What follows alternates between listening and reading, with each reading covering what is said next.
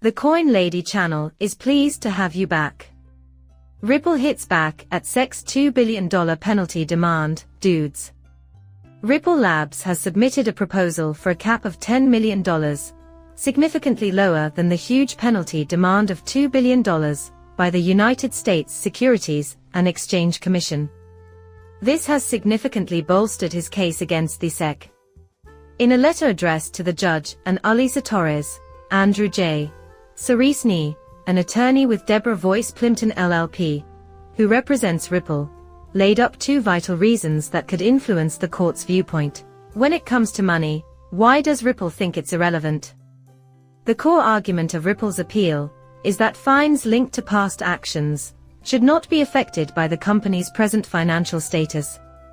Using legal precedents and an appeal for the secrecy of financial records as they pertain to private firms, Ripple argues that financial assessments done years after the alleged infractions are relevant to the case, because they were made after the fact. They also stress that current financial figures should not impact the court's decision. Oh, and how about those old contracts? The SEC's assessment of Ripple's prior contracts, which it views as outdated, is another major issue. Since sales tactics have evolved over time, current XRP sales do not represent historical events, according to Jonathan Bullock, Ripple's chief financial officer. Consequently, stakeholders should not consider this information meaningful, because it could lead to future counterparties gaining unfair benefits if past contract circumstances are made public. Regardless of one's present financial situation, past penalties shouldn't matter, according to Ripple, for the simple reason that sales tactics are dynamic. Contracts from the past may not be reflective of how things are done now. The disclosure of XRP price to the public was deemed irrelevant due to the court's ruling that XRP is not a securities. On top of that, Ripple doesn't agree with the SEC's claim that its pricing must be publicly disclosed in order to comply with securities laws. Reason being, the court has already determined that XRP is not a security. Ripple argues that this condition makes prior contract prices irrelevant to registered securities. As the court battle draws nearer to its conclusion, Andrea Fox is eagerly anticipating Judge Torres' ruling regarding her role as an expert witness. She has provided a thorough defense. It emphasizes the development of its sales tactics and argues that its current financial condition is connected to earlier transgressions, demonstrating its determination to safeguarding the secrecy of its financial dealings and its previous contract. Ripple plans to safeguard its financial interests while reducing the severity of the fines it is facing. To fortify its defense against the United States Securities and Exchange Commission, the cryptocurrency sector is bracing for the conclusion of this high-profile case, which is expected to have far-reaching implications for both the industry and regulation of crypto assets. A $10 million cap was proposed by Ripple Labs in response to the SEC's astounding demand for a $2 billion punishment. Andrew J. Ceresny, a representative from Debevoise and Plimpton LLP, penned a letter addressed to the judge and Melissa Torres. In the letter, Ceresny touched on two main points that could shape the court's view of the issues central to the Ripple case. One of the main arguments against the 60s claim that the current financial situation of Ripple should affect past sanctions is that Ripple is in opposition to this. According to Ripple's reasoning, bringing attention to this specific component renders the financial situation of Ripple irrelevant to the case, even though it was assessed several years after the alleged offenses. It argues that the court's research should be unaffected by the latest financial results. While doing so, they rely on prior court decisions and make an impassioned case for the secrecy of private companies' financial records. However, the Securities and Exchange Commission's C-views cause prior contracts to be irrelevant, which is another major concern.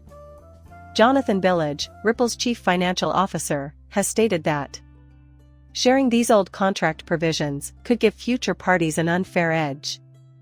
This is due to the fact that XRP sales now do not reflect historical circumstances but rather a declaration of securities, as sales mechanisms have evolved over time. Furthermore, Ripple disputes the SEC's claim that securities laws require the disclosure of XR price to the public. Reason being, XRP is not a security, as the court has previously ruled. According to Ripple's defense, the involvement of Andre Foxes as a summary or expert witness has rendered earlier contract prices irrelevant to registered securities. This was determined by Magistrate Judge. I shall keep penning Sarah Netburn. The legal battle will continue until Judge Torres makes a decision. This will take place as the legal dispute nears its final resolution. The thorough argument that Ripple has given demonstrates its dedication to safeguarding its financial privacy and the confidentiality of its past contracts. By highlighting the evolution of its sales techniques and claiming that its present financial situation is unconnected to any potential infractions from the past, Ripple hopes to mitigate the harshness of fines and protect its economic interest. The outcome of this high-profile lawsuit, which challenges the SEC's $2 billion penalty, will have far-reaching consequences for the cryptocurrency industry and the regulation of crypto assets. Since Ripple's present financial situation is unrelated to the fines it has paid in the past, the company has proposed a cap of $10 million. Ripple firmly believes that past contracts should remain secret since sharing information could lead to future counterparties getting unfair advantages. The fact that Ripple has rejected the SEC's request for the public disclosure of XRP values further supports the court's earlier ruling that XRP is not a security. In order to strengthen its defense against the commission accusation brought by the United States Securities and Exchange Commission, Ripple Labs has addressed two of the most important points of disagreement. And the most current document that was handed to Elisa Torres of the Southern District of New York states that Ripple has established a cap of $10 million, but the SEC is requesting fines that are nearly $2 billion, a significant rise from the proposed cap. Andrew J. Sirusneet, an attorney for Ripple's, writes a letter to Judge Torres expressing his reservations regarding the Securities and Exchange Commission's, SEC, claim that the court's decision-making on prior fines should be affected by Ripple's present financial status. When determining remedies pertaining to Ripple's prior actions, CSC believes the court must take this information into account. Ripple disputes this, arguing that the company's financial health has no bearing on the case because it was assessed years after the alleged violations. The defense has maintained that the company's financial stability is not in dispute, and the jury should not let the present financial performance of the business color their decision. The second major point that the defense brings up in the letter is that the most alluring claim that earlier contracts are no longer viable.